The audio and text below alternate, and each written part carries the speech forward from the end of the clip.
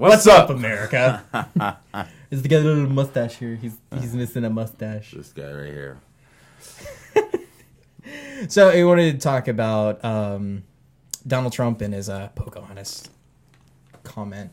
And I've been thinking about it a lot recently, and I get where the left is coming from, right? Like how it's offensive. I get it.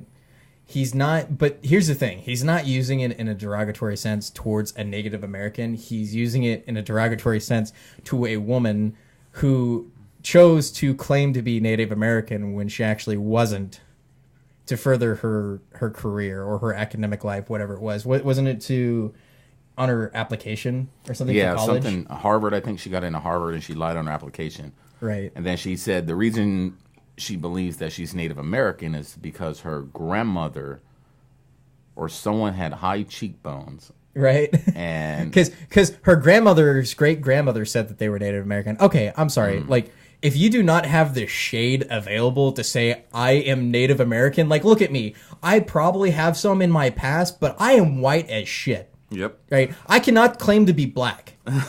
Right? Even if I had, like, a droplet in my past, I could not claim that I am black at all. And that's kind of where we're at here, is that people are getting upset at Donald Trump. I don't like Donald Trump. I've said that many times. You know that. You support him. I don't. Fine. But here's the thing.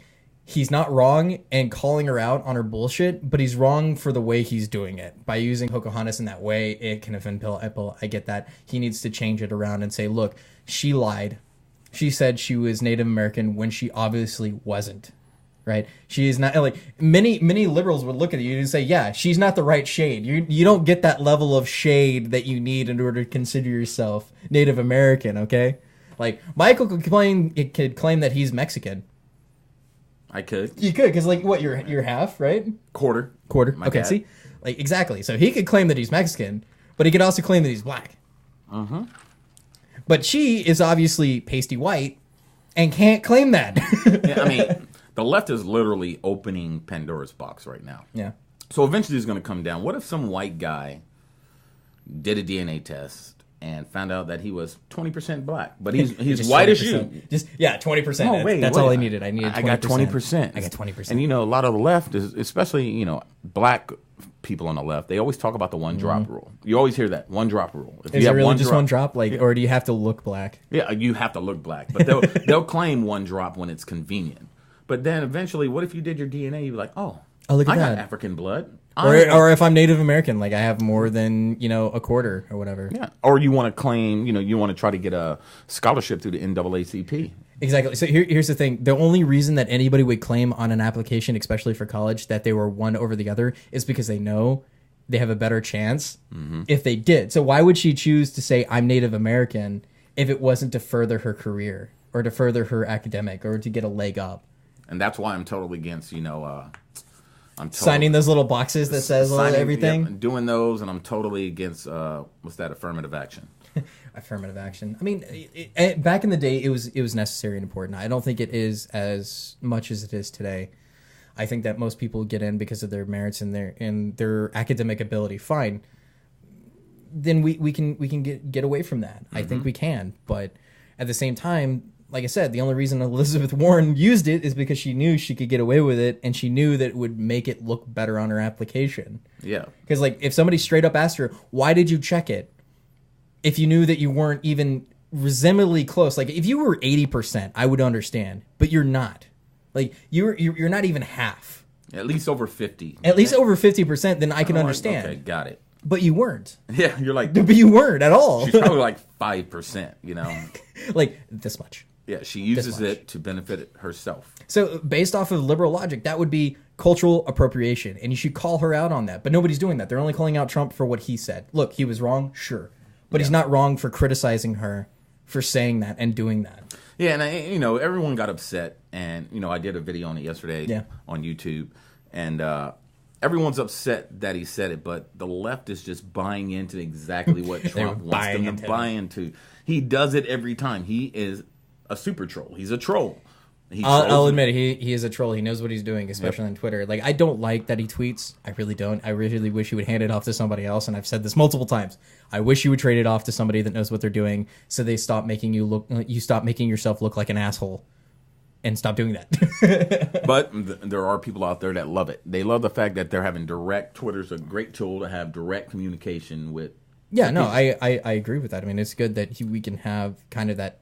At least you have that enough transparency that you know what Donald Trump is actually thinking. You couldn't have the same conversation about Barack Obama. Yeah. Like you never knew what that guy was thinking because he had all kinds of speechwriting staff. He had somebody managing his Twitter. He probably still has somebody managing his Twitter. We know Donald Trump is managing his own Twitter. We know that for sure. And the thing with other politicians, you know, Trump's never been a polished. He's not a polished. No, I mean he's not really. He's a politician now, but he's not really a politician. He was never polished. He wasn't bred to run for president like Hillary, Barack Obama, Clinton's, Bush. He was made for reality TV, and that was about it. But you know, Trump was talking about running back in the '90s. Yeah, and if before all that, and Trump's been consistent. You know, if people look back at Trump's old video, he's been very consistent in what he's always said.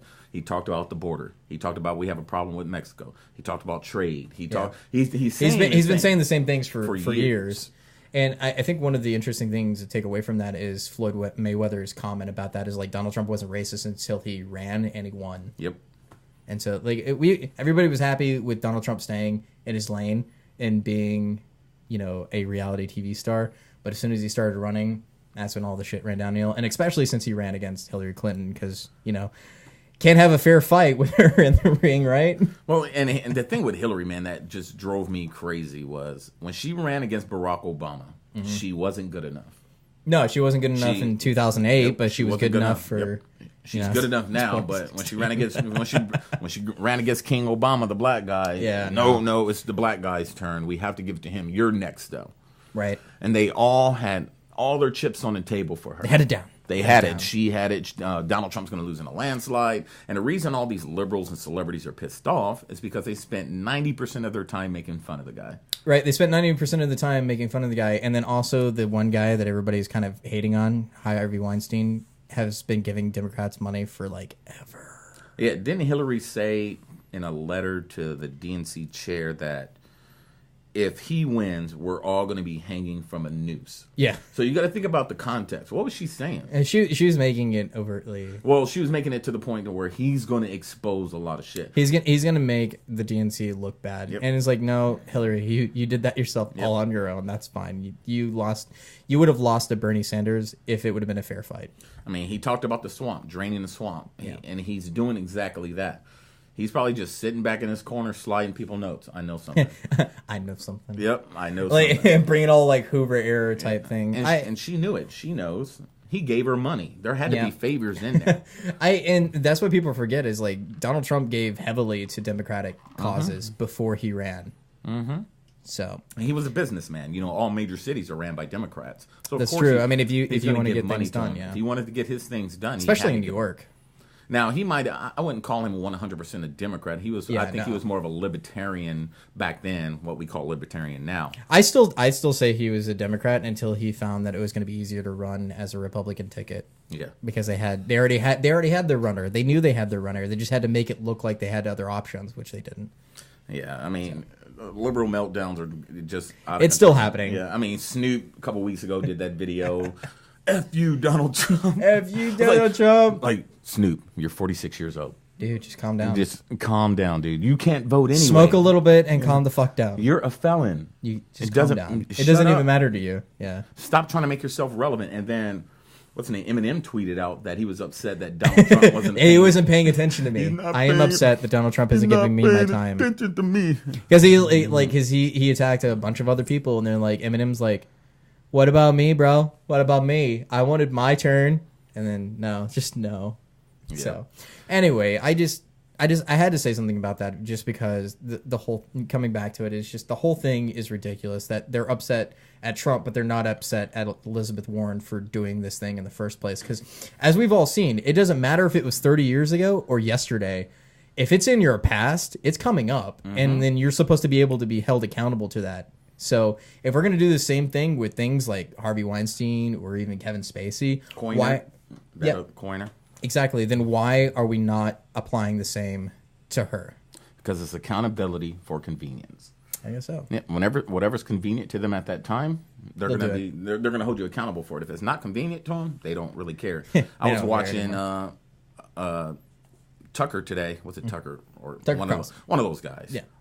And they were talking about Coiner and this other guy, the guy running for Alabama seat, and this other black Democrat that it came up with him having, sexual harassment issues, sexual misdeeds. And this Democrat commentator got on there and said, "Do you think Connor? Do you think Connor should drop out the race?" She goes, "Yes, immediately." And the guy was like, "But you don't think the other guy should?" Well, those are just allegations, so we don't know. Those are just allegations. What the hell are you saying? They're both allegations. If we're going to treat them both the same, if they're both allegations, then they should treat them both the same. Both the same. It's that's called equality, people. That's how that works. Yeah. Anyway, so we're going to be talking more about stuff like this later on the podcast later this evening. So we'll just stay listen. We have a podcast coming out, not this week, next week, because of the holidays. So episode 14. 14, yeah. Episode 14 will come out next week. All right. So we will see you later, America. Yeah. America. America. Ah.